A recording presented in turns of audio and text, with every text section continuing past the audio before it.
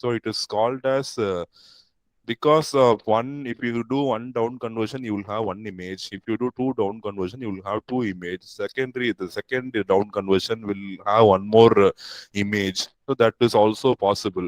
And you know how to reject the image. So we have seen all the points, the whatever graph we have seen, it is explained here, each and every point. Point A, what happens, point D, what happens. And everything is going as per thing, and finally you can see we call the mixer MX1 and MX2 as RF mixer and IF mixer. So the first mixer which is immediately available in your circuit is called as RF mixer, and subsequently whatever mixers you are getting, you will call it as IF mixer, because once you do the first mixing, the signal is converted from high frequency to low frequency, right? Then no longer the frequency domain will be in RF frequency domain, it will be in the IF frequency domain. So the first mixer is called as RF mixer, and the subsequent mixers are called as IF mixer. So when you are going to have more number of stages, then whatever the first component is there in the receiver, that noise figure is very critical. The first component you have is band pass filter and LNA, right? So if these two systems are going to have a very, very low noise or very high noise rejection capability, then the noise will not carry over in the system.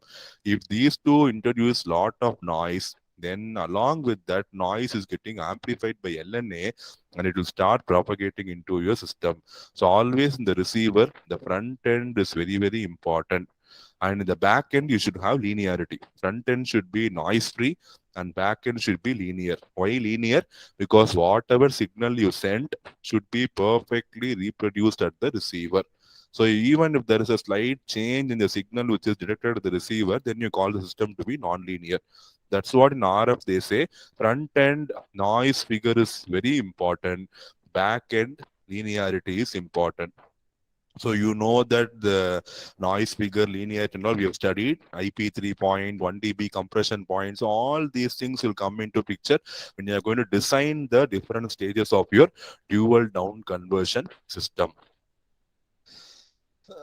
Suppose if the receiver has a total gain of say 40 dB from A to G, total gain of system is going to be 40 dB.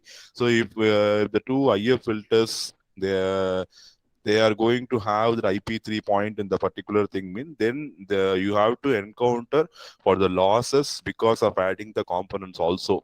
So whenever you attach any component to your circuit, it has some loss called as insertion loss. Because of inserting that component, how much amount of power loss is going to happen.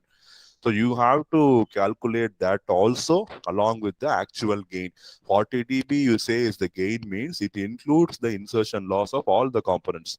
So definitely when you exclude the loss, insertion loss of all the components, it will be definitely less than 40 dB.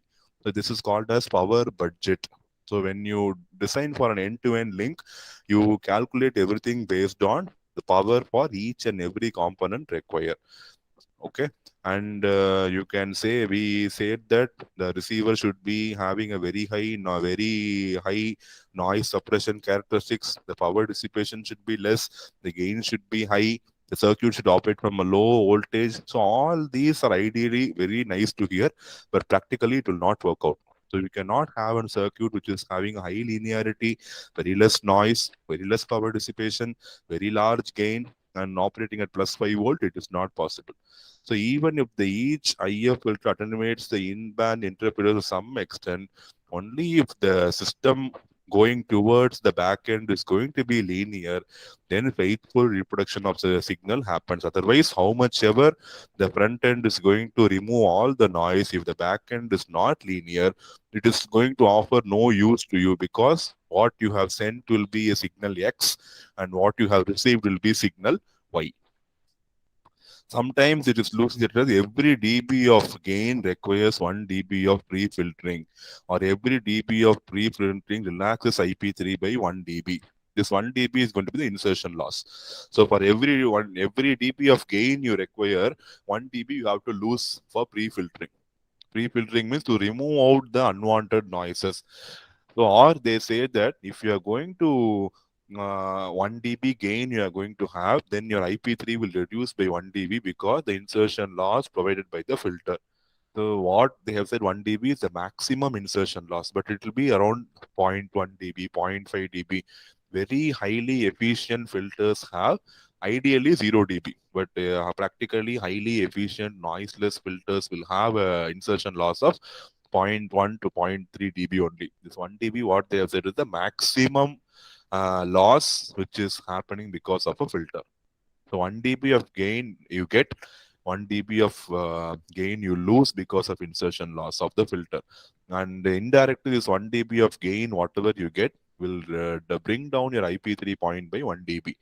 So IP3 is down by 1 dB means it is going to be making your system even more tough. The IP3 product will start playing in your system. So this is the concept of dual.